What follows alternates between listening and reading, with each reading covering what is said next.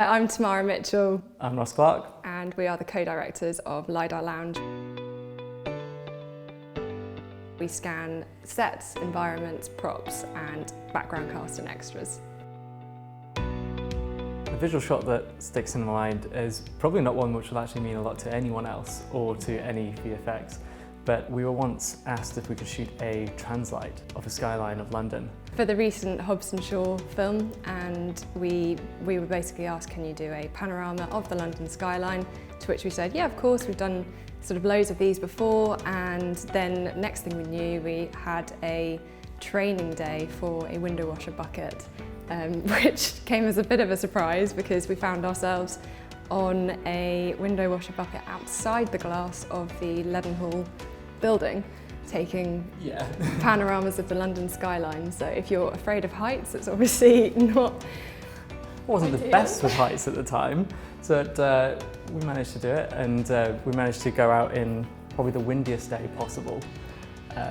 We actually got stuck on the outside and couldn't get back in because of the wind, so it's definitely an experience. So when we see it on screen and we see you just notice it as a background of London, you'd actually think it was the office building, but this was a stage built with our panorama around the back.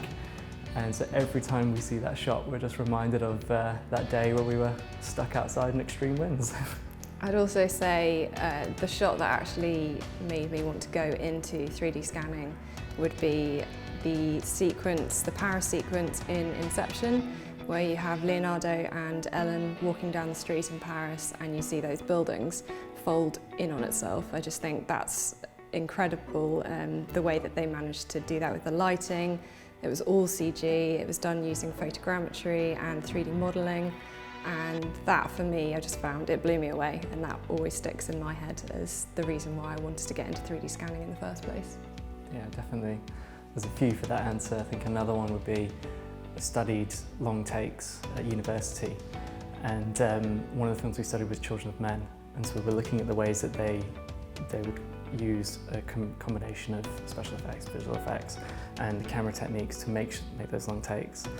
It's kind of become popular now with like 1917, where it's a mixture of those long takes, and I was lucky enough to work on Gravity, and when I went in for the first day and I saw that this very kind of low-res previs that they'd created to try and show this long opening take, you kind of watch this like a basic game, and then you see that come to life with more lighting, with more animation, and then you see the actual shooting of it as well in a light stage with the cast, and then it's just a beautiful shot.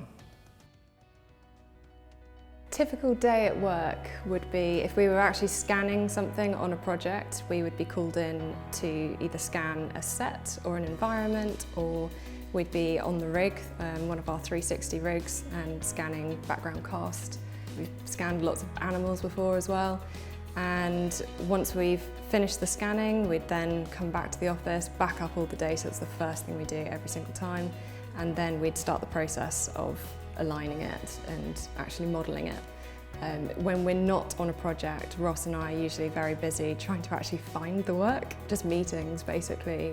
A lot of our time is taken up with meetings. And sometimes we get to pick the fun projects that go away as well.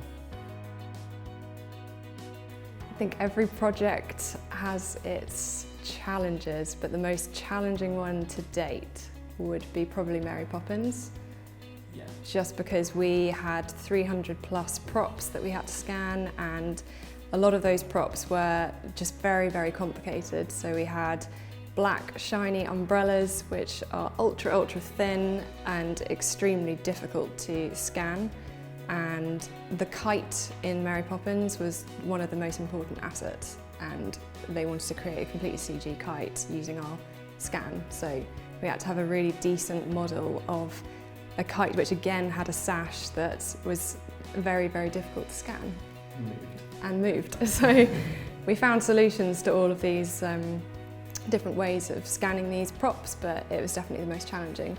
And one other thing was the sets as well. There's a topsy-turvy set sequence in the film, and everything is upside down. So when we are scanning and texturing sets, we have to go into a lot of detail. And so for that particular one, we actually all had to get up onto ladders to reach those objects that were actually all on the ceiling. So that was a real challenge that it was a whole night, I think, scanning that.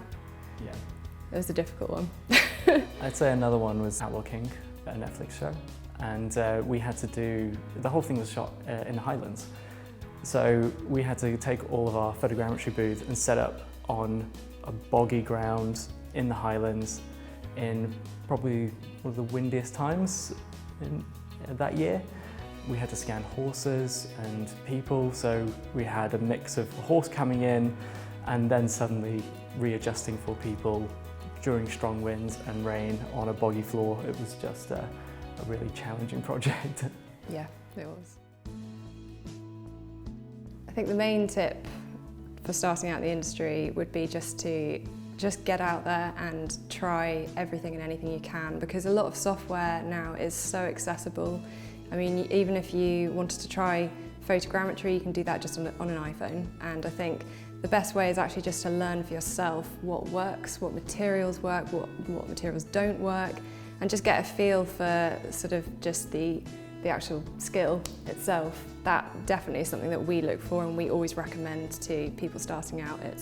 We always just say, just pick up a camera, pick up your iPhone, just go and have a little play. It's not something you have to spend thousands on doing. You don't need the highest resolution camera or the latest camera to be able to do it. You can do it with anything nowadays.